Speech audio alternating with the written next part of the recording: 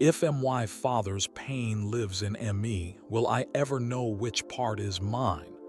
What if the sadness you fight every day didn't begin with you?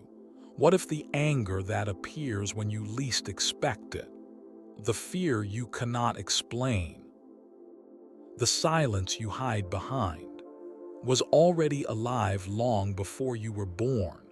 And if that is true, tell me this: which part of you is actually yours? There are people who spend their entire lives fighting ghosts, without realizing the ghosts have their family name. Not ghosts of people, ghosts of unfinished pain, a father who never learned tenderness, a grandfather who believed love was weakness, a house where feelings were swallowed before they were spoken, a silence repeated so many times it became tradition. And children are born into traditions they never chose. That is where the confusion begins, because nobody hands you inherited pain and says, "This is not yours."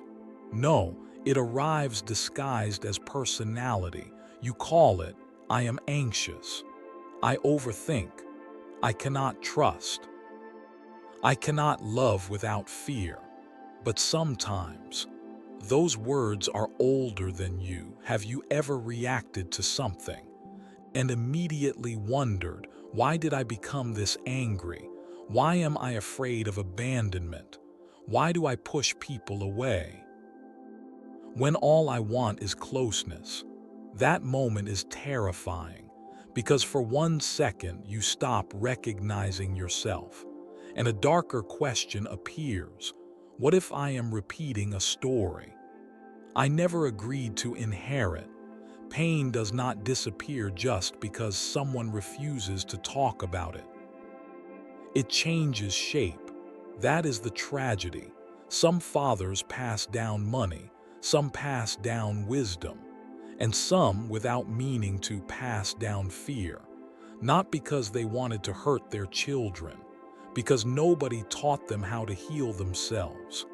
Imagine a man taught from childhood, never cry, never complain, never admit weakness, carry everything alone. He grows older, becomes a father, and now love exists inside him, but has no language. Affection exists, but cannot cross his lips. So he gives his children what he was given: distance, silence, emotional hunger. And the most heartbreaking part, sometimes he loves them more than his own life, but pain has interrupted the translation.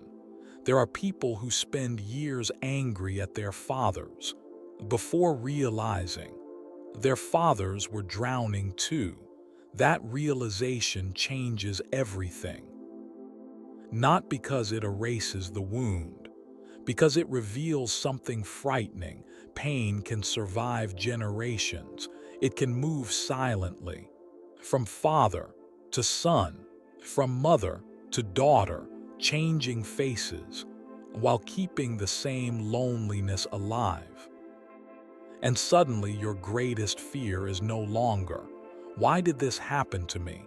It becomes, "Will it end with me?" That question creates sleepless nights, because you begin noticing things: the same anger, the same avoidance, the same emotional distance. You hear your father's voice coming out of your own mouth, and it terrifies you, not because you hate him, because you know his suffering, and you are terrified of becoming another chapter of it. This is where many people lose themselves.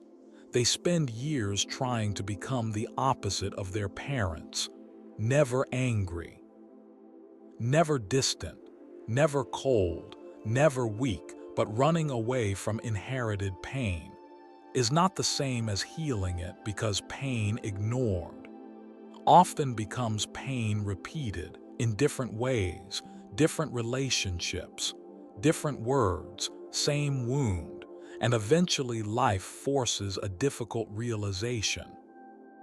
You cannot heal what you refuse to look at. But here is something almost nobody tells you. You are not responsible for the wound you inherited. You are responsible for what happens after you become aware of it. That is the dividing line. The moment awareness enters, the moment you stop saying, "This is just who I am," and start asking, "Who would I become if fear stopped introducing itself as me?" That question changes lives, because maybe you are not your fear. Maybe you are not your father's silence. Maybe you are not the anger you inherited. Maybe those things lived inside you without ever becoming you. But then another question appears. If pain shaped me, who am I without it? That question frightens people. Because pain becomes familiar. Sometimes identity itself grows around survival. You learn how to expect disappointment, how to protect yourself, how to hide your needs, and eventually survival feels like personality, until one day, you realize the walls that protected you are now imprisoning you. Healing is strange. People think it means becoming someone new. It doesn't. Sometimes healing is simply removing what never belonged to you: the fear, the shame, the silence, the belief that love must be earned, the belief that vulnerability is dangerous, the belief that pain is destiny. None of these truths arrived with your birth. They were taught, and anything taught can be questioned. Maybe that is the most courageous thing a person can do, to stand in front of generations of suffering and quietly say it stops here. Not because you are stronger than those before you, not because they failed, but because now you can finally see what they could not. You can name the wound, you can face it, you can refuse to worship it. And maybe healing does not begin the day pain disappears. Maybe healing begins the day you stop confusing inherited suffering with your identity. So if your father's pain lives inside you, will you ever know which part is yours? Maybe not immediately, maybe not perfectly, but perhaps this is the better question. Beneath all the fear, beneath the silence, beneath the survival strategies passed from one generation to another, who have you been all this time, waiting to become?